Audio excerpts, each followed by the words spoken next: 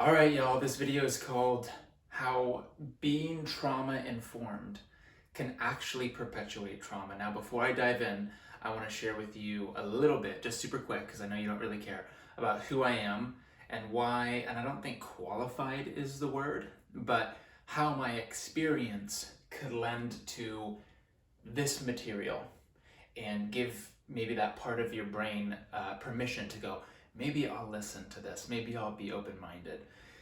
So I've been in the coaching space for about 5 years. I was trained by my mentor, who is trained in what's called MITT, Masters in Transformational Training. But majority of my training came from spiritual teachings that most of the Western world would call from the East. And a lot of things in between. Every book I can get my hands on, whatever whatsoever, or whatever it may be, and it led to a lot of experience. Almost like an innocent desire of, I don't know what I'm doing, I don't know what trauma is, but I want to help people and learn and crash and burn and also just have this understanding that teachers before me really gave me and passed down, and it was really amazing because I started realizing a lot of the things I were doing is what some people might call trauma informed, but from a totally different perspective that I think is the key difference between keeping someone identified with trauma and actually inviting someone to freedom. So I've worked with close to 1,000 clients, a little under that, and I've had people, and here's the thing, I've never healed anyone. I don't believe that it's possible to heal someone in any sort of degree, in any context whatsoever. I believe it's possible to facilitate and to witness someone heal themselves, right? It's like Jesus said, it is not me that healed you, it is your faith. And when he returned back to his village from his hometown, he could not heal people. Why? Because they knew him as this little boy, not this Christ figure. So I've had people get off prescription drugs of years and years of addiction. I've seen people come to our retreats, have a tumor, leave our retreats, go get a test, and not have a tumor. I've seen the spontaneous physical healing from what we facilitate several times, not just with the tumor, several total gut healings, where then literally right after they could eat food that they could never eat. I've seen, and I've had clients that have completely rebuilt relationships after releasing years of sexual trauma. I'm talking abuse since the age of 3 to 12 or 13, and go out and not just feel good at a retreat, but actually go out and rebuild relationships. So my question to you is this: if technically I'm not trauma informed, then how am I able to witness or to facilitate and to observe these people having radical transformation and healing? That's my question. So I'm gonna tell you why here, and I'm gonna show you why so many times when we go down this rabbit hole of being trauma informed, we can actually stay on this side of the chart, and this is where I could actually keep people in their trauma. And of course, I can't keep anyone in anything, but this is where my belief system could be an invitation for them to choose to match my belief system, therefore keeping them where I'm at. It's like they're going to reflect my mind. They're going to reflect my beliefs. Not always, but most of the time. Someone comes to you, you're the authority, they go, I believe you, right? And over here, in a sense, we're going to get to some same fundamentals about what being trauma-informed means, but from a context that's totally different, that makes all the difference in results and outcomes for people's healing. So if you're a coach, if you're a healer, I invite you to take your own medicine here. If this is triggering, that's why it's here. It's here for healing, because I've had all of these same thoughts and I've been triggered by all of this stuff. And so, I just ask you to have an open mind. All right, so number one, being trauma informed. What does this lead to so often for so many people? Being identified with their body.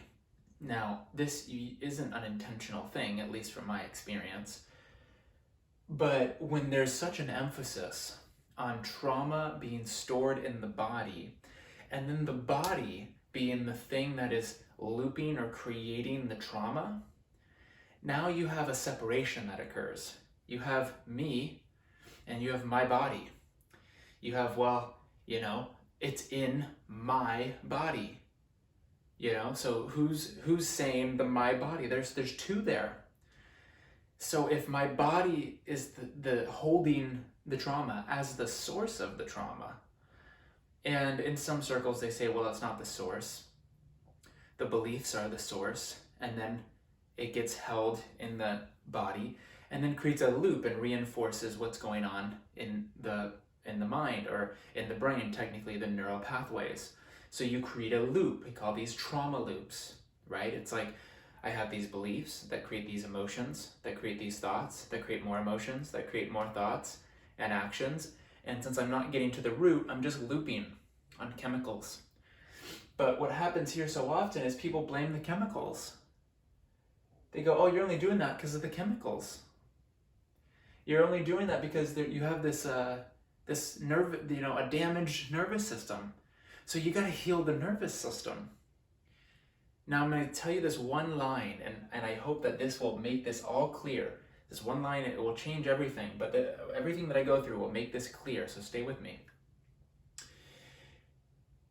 The moment that you believe changing your body or healing your body is your salvation, and when I say salvation, just being a little dramatic, salvation means to be saved, which means, biblically speaking, to be liberated, to return to love, to return to what you might call the healed state. So instead of saying all that, I'm just going to say salvation.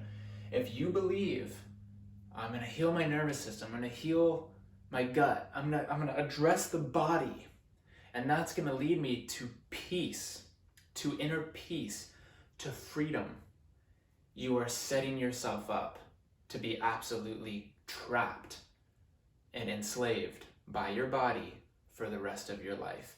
That, my friends, is the definition of hell. And that's why, before I go into anything else, so much of the trauma-informed community can actually be inviting people into hell. Why? Because I can't directly control my body. Are you controlling your heartbeat? Are you controlling your digestion? Even with the most modern science today, we don't even understand the body. So now we're dependent on science to understand the body. That might not even be true. To finally heal it, which I can't even really control. And no wonder I feel out of control, like healing is hard. So not that this is not part of the process. You and everyone will go through and continue to go through body healing. But what I'm saying here is that is not your salvation. That is not the source of healing the trauma. You don't even need to really understand much of the body to heal, because all you really need to understand are the emotions, the signals that your body's giving you that's saying something's out of balance. So you can then go within and you can integrate and you can heal. That's really as much as you need to understand the body. Everything else is great to know, but functionally, why do you need to know all that stuff? To feel your emotions, to inquire into your beliefs. We have this thing called neuroplasticity. We can change our mind, literally. So I'm going to keep going. If I start identifying with the body, if I start believing, and here's a key point, what happened to my body is the source of my trauma, then I'm a victim to my body. Physical pain does not create trauma. Now, I've worked with people that have been physically abused since the age of 3, sexually abused since the age of 3. And majority of their trauma was connected to physical interaction. It's easy for the mind, for the ego to go, well, it was that physical thing that is hurting and harming you right now. The question is it actually happening right now? It's not happening right now. So right now it's the thoughts about that thing. It's the beliefs. It's the reliving it in your mind over and over and over.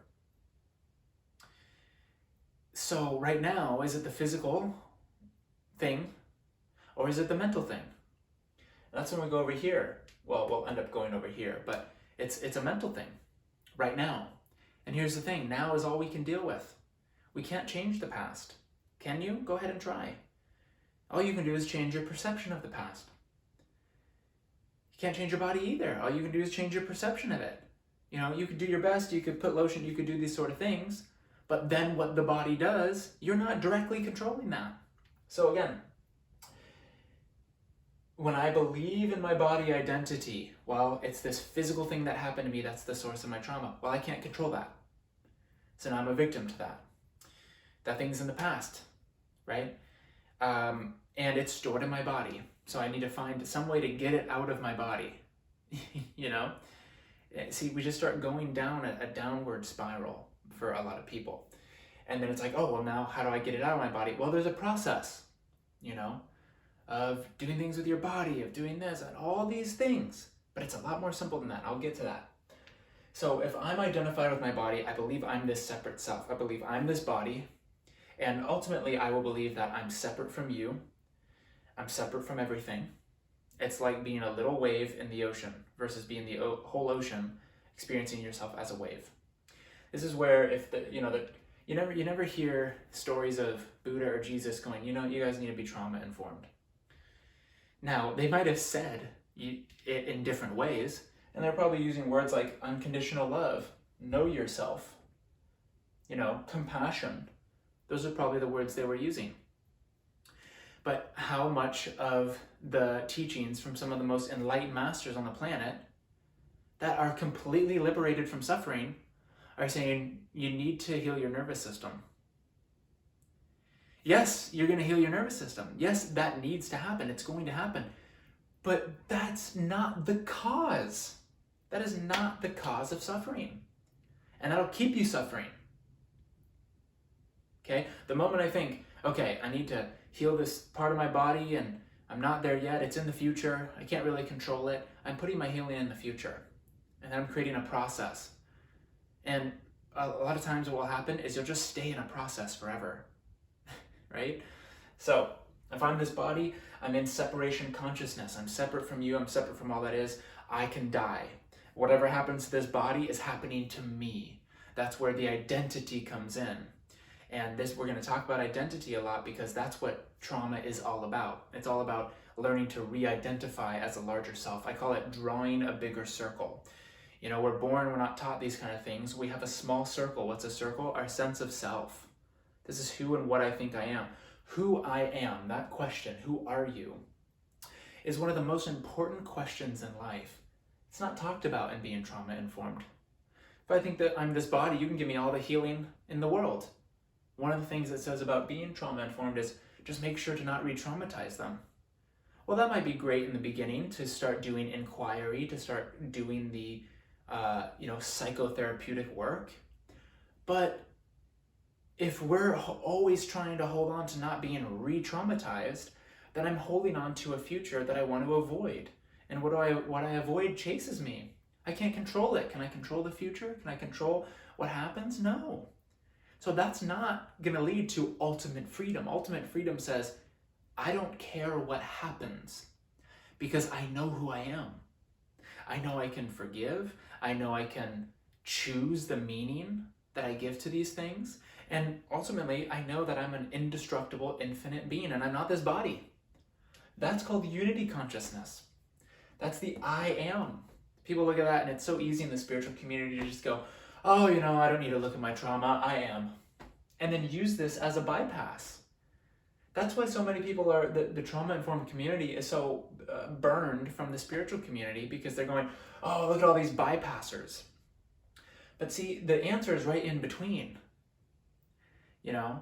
I need to understand some of how beliefs and emotions work, and the signals of my body.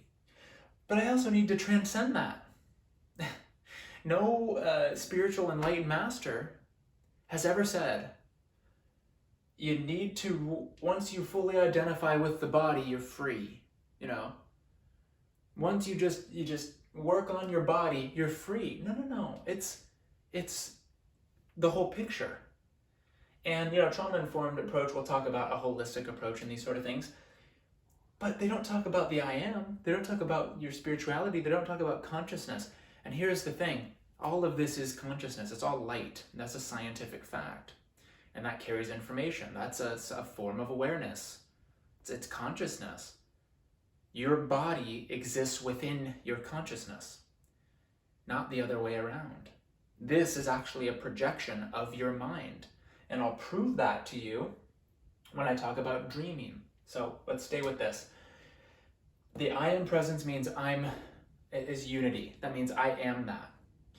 It's the difference between fear and love. Love says I join with everything.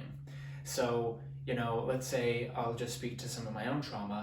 Let's say when I was like 5 or 6 years old, my brother, my cousin, and I were playing doctor. And, oh, what do you got? I have a pee-pee and you have this. And something about that, I must have picked it up from society. I felt so horrible. I remember feeling traumatized, even though it was the most innocent thing, just the child curiosity. And I went to my mom after and confessed, I'm so bad, I don't know what I did. And that one event created cycles of trauma, sexually, in the sense of creating experiences where I just felt completely empty. I felt taken advantage of, or I took advantage of, others, or that was the story I was telling myself, right? So I'll use that for example. The unity says I will join with that yes, I acknowledge the experience. I acknowledge what happened. And I realized the story I told about it, I believed was true, and that's okay. And that's when the forgiveness happens. I told the story that I'm guilty, wrong, or bad. Okay, first I need to accept it. That's what unity is. It's acceptance. It's not avoidance. So I accept that I believed that. But it doesn't end there, and I'll go into this in a moment. It then goes into inquiry. Is it true? And now that once I was older, and I had the capacity to look back and reflect and feel those emotions, and then question my mind, I realized that yes, that I experienced that yes, I know underneath it was innocent and I accepted myself. That's the unity, that's the joining. And then I realized that it's not true. Okay, so I go, okay, so if any of that happens again, since it brought me to a higher level of unity, because before that I separated myself from it. I said, no, that's not me. That's what trauma is. Trauma is born when we create a separation from self. Remember that. So, oh, nope, that's not me, that's wrong or bad. Put it in a compartment. Hide it, right? It's going to keep coming up through my reactions, through my triggers, through all these things. It can't go anywhere. So unity, the I am, says, well, I'm everything, I'm infinite, so I must be that. And how do I join with it? I accept it. That doesn't mean I perpetuate it. It means I love myself. Anyway, I see the innocence and I meet it with understanding. I understand that that's what I had to do with the beliefs that I had. And that's what everyone does with the beliefs they have. And so I'm joining with it, and I'm realizing that not society wasn't at blame, my brother or cousin wasn't at blame, no one was at blame. It was my thinking in that moment, my innocent thinking that I couldn't have thought any different. Oh, I think I'm bad. That caused the pain, not the event, not the experience. My thoughts, the meaning that I gave the event, and I join with that, and in the joining, I release it. That's how simple healing is. So I'm going to keep going because I could talk about this forever. So on this side, you have physical cause and effect. Well, the event created trauma, which is not true. And I'll share that in a second. The event created trauma. You might have experienced trauma in the event, but the only way we can experience anything, we can have any emotional experience, is if we have beliefs or definitions about something first. If I approached you and I spoke a foreign language and you went, and I said all these things, and I said, how do you feel about what I just said? You'd go, I don't really know. If anything, you'd just be confused. You wouldn't have a really strong positive or strong negative emotion because you don't know what happened. You have no meaning to put on it outside of, I don't really know. So that's how you're going to feel. Emotions can only arise from beliefs. You can't have an emotion without a belief or a definition about something first. Science has proven this. And it's just logical. So physical cause and effect says what happened in the experience, the thing out of my control, my body, the attack, whatever, that caused the trauma.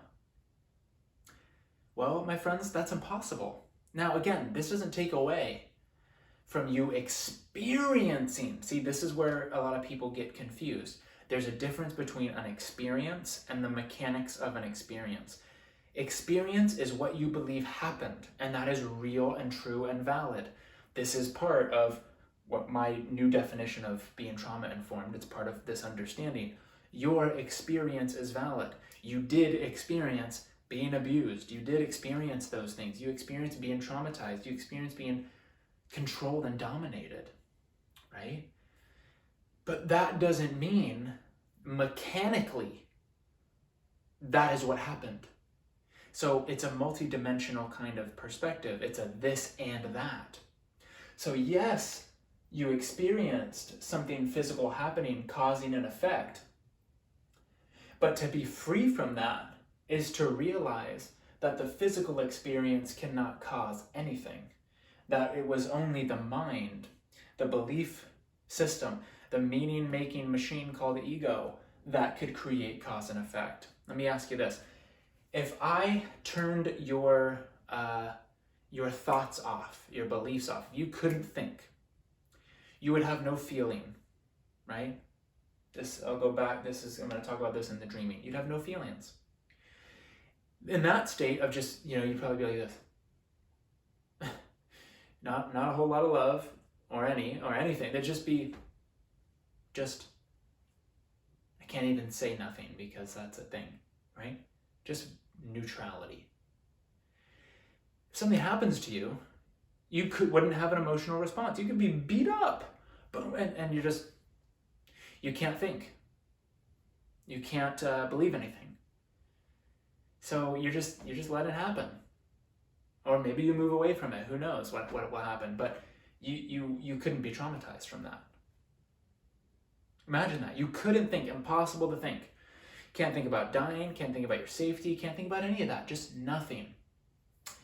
You would realize that what's physically happening has nothing to do with the trauma you experienced. So when you realize that, you go, well, if the physical didn't create it, then the physical can't heal it. And this is where you go into the mind. And when I say mind, I don't mean the brain. People get that confused. The mind is your consciousness. It's what animates the brain. You have the brain, and what creates the function in the brain? Scientists will say, oh, these neural impulses, these electrical impulses. You go, what creates that?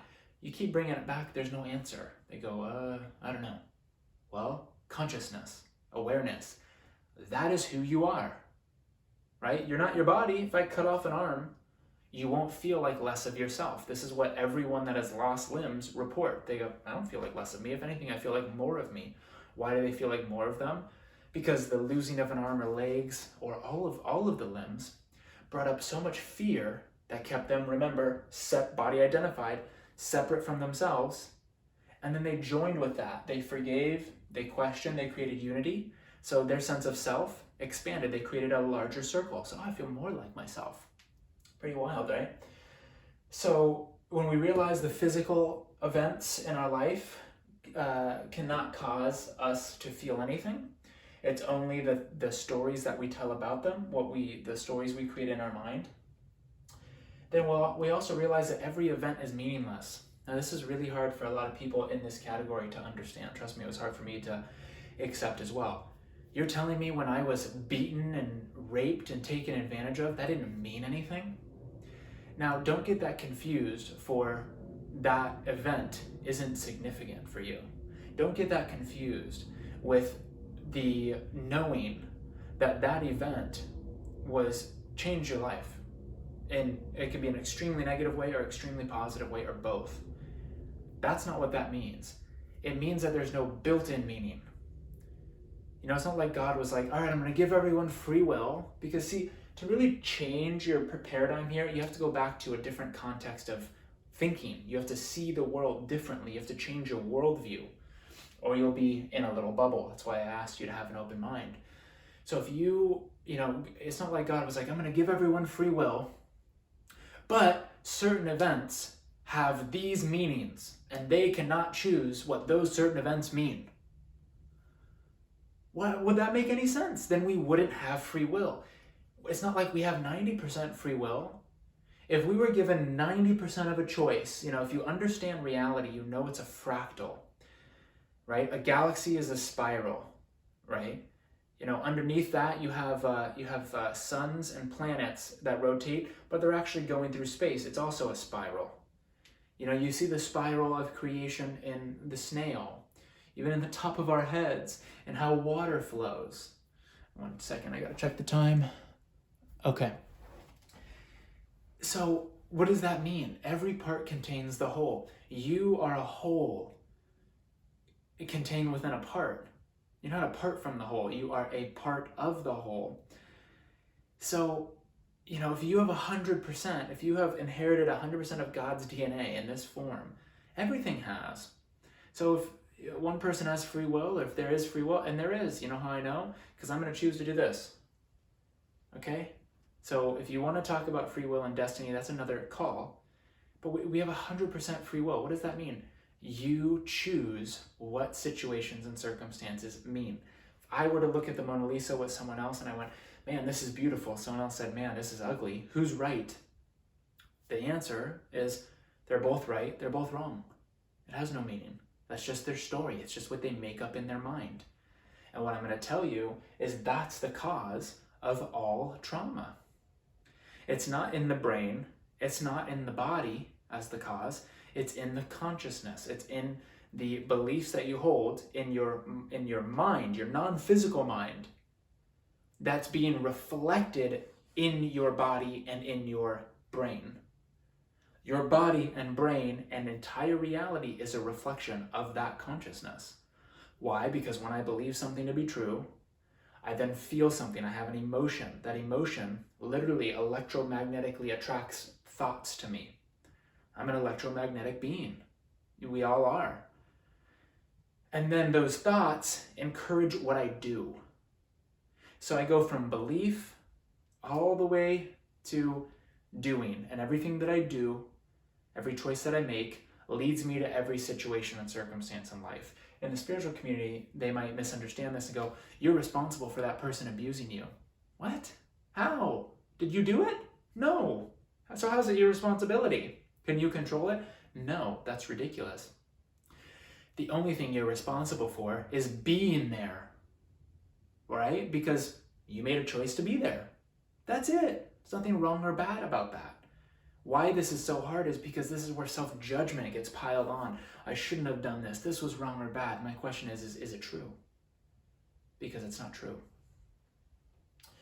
So, and it's important to be very gentle with yourself. So I'm going, okay, is it the physical? No, it's beliefs. Beliefs are the core of trauma, and beliefs are of the mind. Knowing is of the spirit. When my mind is on, I'm operating in beliefs, and I can create, and I'm in time. When I'm in knowing, I'm not believing my mind, and I'm timeless. Let's go into that. If your body and all the trauma stored in your body, which it's more accurate to say reflected in your body, is the source, is let's just say this, who you are, and is the source of the trauma, then when you go to sleep at night and your mind goes off, let me ask you this, where's your trauma? When you go to sleep, where's time? No time, no trauma. No mind, no trauma. You prove it to yourself. This is very simple stuff. Every time you go to sleep. This is why a lot of people love going to sleep. I'm going to give my mind a break. Well, if the body was causing all the trauma, then when you go to sleep, you'd still be in trauma because your body would still be there and you'd just be traumatizing yourself. Or your mind would go off And if the body's holding trauma, then you would just be simply in the body, as the body, experiencing trauma. But as you could see, if there's no mind, there's no body. That is as simple as it gets, because all you have is your experience. How can you experience anything outside of your own experience? You cannot. So experience is all there is. Your life is completely subjective. So when your mind is off, there's no body, nobody. And if there's no body, nobody, no identity, there's no trauma. And if there's no mind, there's no time. If there was, think about this, no time, no trauma. If I couldn't think of a past or a future, there'd be no trauma. Well, where is the source of past and future? In my mind. It's a thought. All the past is a thought. All the future is a thought. You might go, well, the body is making you think that way. Well, I would say, is it true? Is it true? The body is making you think a certain way, making you believe your thoughts. Or are you operating from a belief system and then thoughts are coming up and you're choosing to believe them versus question them? That's the difference. When you start questioning them, everything that you think you believe about yourself, it starts to fall away. And when that starts unraveling, you start to free yourself from who and what you think you are. I'm a traumatized person that needs to be healed. Well, that's a recipe for someone to pursue healing their entire life. You see, the key to healing trauma is to realize the real you was never traumatized. And the source of the trauma that you did experience actually came from your own mind. It doesn't excuse what happened. This is where all the confusion comes in. Well, that doesn't mean, what am I supposed to be, a doormat? Well, whose words are those? Mine or yours? If you understand that you created your own suffering, and that's the only way it works, then you'll also understand that that individual created their own suffering, and they must have been in a complete and total hell to be willing to hurt or harm another person. And why would they act from that place? Because they're confused. This is the source of perpetual loops. It's confusion about who you are, about what the source of pain is. It's always going to be in what we're believing. The thoughts that we believe are true, and not questioning them, because the thoughts won't go away always. Sometimes they will, sometimes they won't. It's like, I have had those thoughts come up during sex. Oh man, here's all my shame and stuff. And what came up with that was either I believed it and I needed to stop and have a cry or integration or whatever it might be, or the thought would come up and then laughter would come up and go, oh man, I remember when I used to believe that, and then nothing. And then because I'm not resistant anymore, because I'm not trying to not re-traumatize myself, because I'm saying, actually, I'm open, I am an open book. There's no picture and statue of a saint wearing armor. Saints stand there going, here, I'm open. Why? Because love joins. Love is the most powerful thing in the universe, and love does not push away or avoid. So I say, bring it on. I'll question it. I'll laugh at it. And if I don't, great. That's an opportunity for me to question my mind and create more freedom. So it's a win-win for me, traumatized or not re-traumatized, because I have the tools of self-inquiry, which is going direct to the source, questioning the beliefs, which doesn't negate feeling the emotion. You have to feel the emotion fully, right? So we call that integrated self-inquiry. So mind on, I'm in time. When I'm believing all these beliefs about myself, I'm in pain. I create time, I create past and future, because if I believe these thoughts that say I am this body, number one. Number two, I'm a traumatized victim and I need to heal, then I'm creating a future from a past. I'm going, this trauma thing is creating a future where now I need to heal. And until that gets shifted, that's going to create your life. Okay, I'm going to go do something to heal. Didn't work. I need to heal more. Okay, I need to heal more because I'm traumatized because of my past. And you're everywhere but in the now. And in the now, the grace of the now, all karma is burned, meaning all cause and effect is burned when I actually forgive, let go. But it takes a total re-identification. I have to re-identify. It doesn't happen when I just go, I forgave you for my trauma, I forgave that person, I feel better now. That can work, that's great. But it's realizing about who the true you is and about the source of it and bringing true understanding that goes, because understanding is actually higher than forgiveness. We're taught forgiveness is like the most spiritual thing, and it is, it's beautiful. I practice forgiveness all the time. But when you truly understand reality versus mind projection, meaning what happened versus the story of what happened, then you're only just seeing your innocent mind playing out, and you see that it's innocent. And you see that that mind and those beliefs caused all the pain. So who's there to forgive? If anyone, it's only yourself. But even that is not true because you had to do that. You had to believe that. Why? Because you did. Because that's the reality. And reality is perfect. Right? Without our stories, right now you look around without a story, it's perfect. Mind is the only thing that makes it, lacking something. But that's always a story about a future. I could have a gun pointed to my head. And if I'm afraid of that, I'm insane. Why? Because I'm not afraid of a gun to my head. I'm afraid of being shot. But that hasn't happened yet. That's a story about a future. That doesn't exist. That's just as real as being struck by lightning. So I'm sitting there and this person's holding a gun to my head and I get afraid. I'm not afraid of what's happening. I'm afraid of what I'm thinking. This is always the case. So when I start questioning my beliefs, I start realizing who I think I am and what I think happened to me, and therefore who I am and what I know about myself and others is not true. So my little circle of an identity becomes a bigger circle, and I stop believing my mind as much.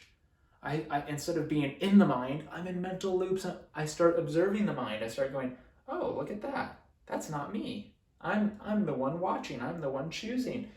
And I will question the mind. I'll realize I don't know. I don't know who I am, I don't know what love looks like. Total unconditional love every moment. I don't know, what's going to happen or what needs to happen in the future. We arrive at this place that Buddha called the beginner's mind. Byron Katie calls the I don't know mind. But really, in my opinion, it's an enlightened state. And we'll oscillate. We'll start believing our beliefs again, that the negative ones, go into cycles of suffering. And that time of believing, which you could call the crucifixion, and then the 3 days in between to the resurrection, 3 days in between is your processing time, and you're feeling and you're moving through it. And the resurrection is realizing you were never crucified. The real you. It's like if Jesus believed he was his body, then he wouldn't have got on the cross. He's like, this isn't even me. I know I'm a spirit, so of course I can resurrect. Here you go. That's what trauma is actually inviting you to step into, that level of knowing. That's why it's such a powerful catalyst. This here, catalyst, trauma is a catalyst to spiritual growth and evolution, to re-identify, to know yourself. So the more that I know I don't know, the more I start to feel like I know who I am. This is why it's all about emptying. It's all about questioning. It's all about bringing awareness to the beliefs and the thoughts and seeing for yourself they don't make any sense. Every negative belief doesn't make sense. That's its kryptonite. Most people don't know that. You ask someone that's trauma-informed, you go, how do you change a belief? They might answer you in 2 paragraphs. It's simple. See that it doesn't make sense without judging it. That's it. Because I can see it doesn't make sense and I can go, well, I still fucking hate it. And guess what? I'm in resistance in that moment. Or I can see it and go, well, I see that that's innocent. I understand why I believe that because I wanted to get love, because I wanted acceptance, because I wanted connection. I asked the woman that attended one of our retreats, at one point when you were a kid and you were experiencing this abuse, did you want to leave? And she said, yes. I go, why didn't you? Because this is where the healing actually was. Because part of me liked it. Part of me liked the abuse. And I go, what did you like about it? The pleasure, but also deeper than the pleasure, the love, the connection that I felt. It was the only time I got attention. And that, there was so much shame and guilt around that. But to a child that doesn't know any better, that's the most innocent thing in the world. They are so loving. They are so innocent. They are so desiring of love and wanting to learn about love, that they will take love in whatever form over being alone. So when you understand, oh wow, I did that because I thought I needed this person's love, and that's why I chose to stay, and that's innocent, and I understand that, then it starts to release. You go, wow, that's not true that I need their love. Who would I be now if I couldn't believe that thought, that I need someone's love? And then you end up, through Byron Katie's work, you end up doing the turnarounds. I need my love. And that's what it was teaching. That's the self-realization. Oh, I can't get love from someone else. The moment I try to look for it, I leave it. I feel not loved. What an amazing lesson, right? So now that event becomes the source of her greatest self-love. So you go, was I traumatized? Or did I learn how to love myself? Am I a traumatized victim? Well, I experienced that, but I know it wasn't absolutely true. It was what I thought happened. It was my experience of what happened. But I know beyond that, what's more true is that on some level of reality, that had to happen for my own spiritual growth and evolution. And we start shifting to everything in life, and really hear this, everything in life, every person, every circumstance or experience is going to invite you, or you're going to attract a person, a circumstance, a experience to show you where you are not free, to show you where you are not identified with oneness, because that is the evolution of the planet. 1 second, I have a call coming up, just checking the time. 1 sec here. Yup. 1 sec. Okay. All right. So when you start going like that, you go, oh my God, life's not happening to me, life's happening for me. And from that place you go, I'm not going to try to avoid anything, because can you control it anyway? How do you feel when you want to avoid something? Anxious. So you change the conversation. You go, well, is this about just being a doormat? No, it's about efficiency. It's about going, how does it work for my quality of life when I feel like I need to avoid or control something? It doesn't work. I don't feel any more safe or secure. In fact, that is the source of my lack of feeling safe and my lack of feeling in control, is that I think I need to control things I have no business controlling. So what's right? What is creating that trauma response right now in the moment? Not a memory, not a past. An unquestioned belief that you are unconsciously or consciously choosing to believe right now. And guys, this is the good news, because that's the only thing you can control, is your perception.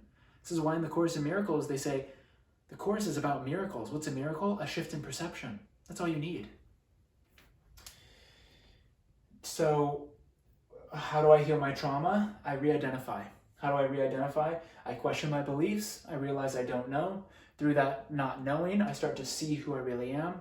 I start to see what happened without a story. I bring innocence and understanding to myself, and I realize that I am that innocence. I am that love.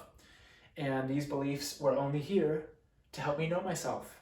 And who am I in my most natural state? Freedom, love, joy, excitement, passion. That is our most natural state. So what's the point of trauma? It's a catalyst for spiritual growth that helps me re-identify.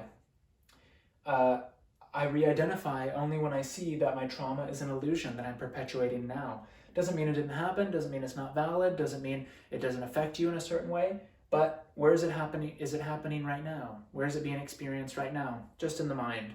So I say illusion because the thing that's hurting us right now can never be anything else besides our own mind. So when we go, oh, it's this past thing, I go, well, where is that? Where is that? Well, it's in my mind. Right, so there's no past. That's the illusion. There's only the mind. So when I realize that my trauma right now is an illusion, that doesn't mean I don't validate it. This is where I could already see the comments. It's not an illusion, it happened. You're right, it did. It did. And it's real. It's totally valid. And it could be very, very painful. But right now, it's replay. It's just a replay in the mind. You're actually safe. Look around. We're safe.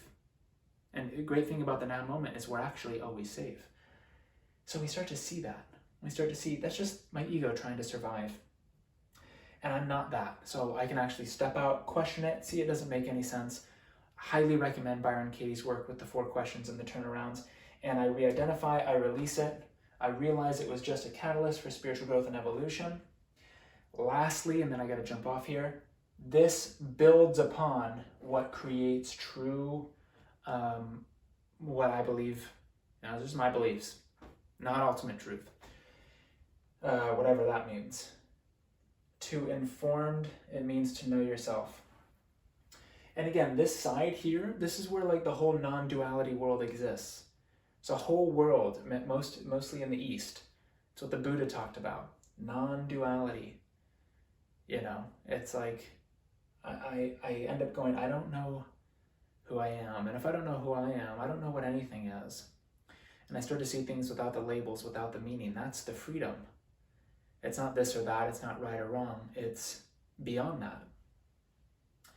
What does it mean to be informed then? To have a high degree of knowing who you are. You cannot see someone for who they truly are if you don't know who you are. So what's the best way to be trauma informed? Is to know yourself. What does that look like? Love. Looks like self-acceptance. If I accept myself, I can accept another person. If their trauma comes up and I'm not accepting mine, I won't accept theirs. I'll project. So me knowing myself, which comes through self-inquiry and letting go, and equals love. So I create a loving environment for people where I know who they are, even if they forget. You know, I said Jesus didn't heal people because of, or the conviction that Jesus had was that he knew who they were and believed in who they were more than they believed in their disease. So that electromagnetic energy, these fields that we produce, is stronger than the belief system because it comes from knowing. So some people can't, you know, because technically all of this is just permission. All of this is placebo.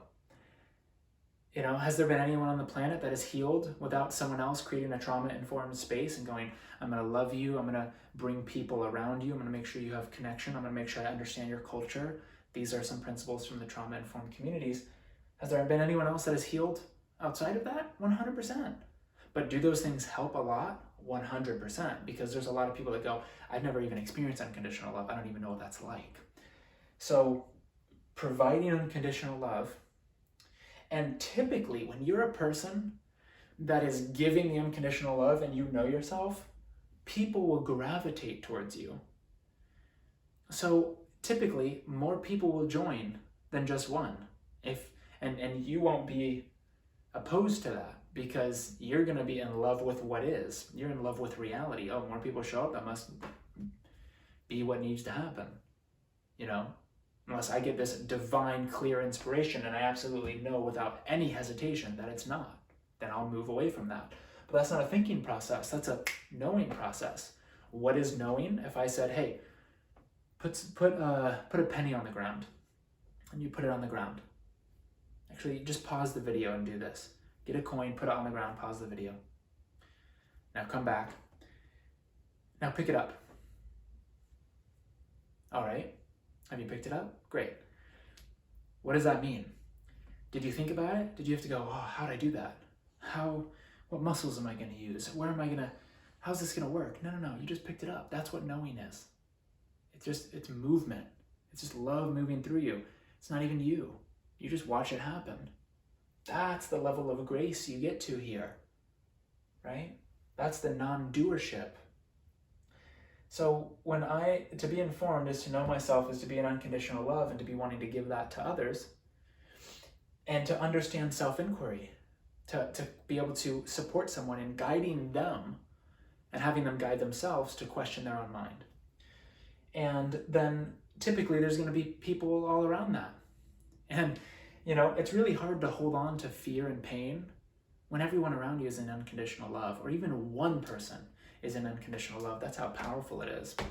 So typically it just becomes very hard for people over time, and sometimes instantaneously, to hold on to their stuff when no one else can believe that it's absolutely real. So they start to go, oh, maybe it's an illusion. Maybe it's here for my spiritual growth. Maybe it's here to help me re-identify. Maybe it's not who I am. So I hope you guys like this video. I think a lot of stuff in the trauma-informed community is great as long as it integrates this.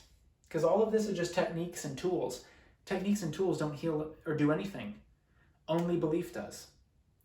The reason a technique or tool works for you is because you believe it.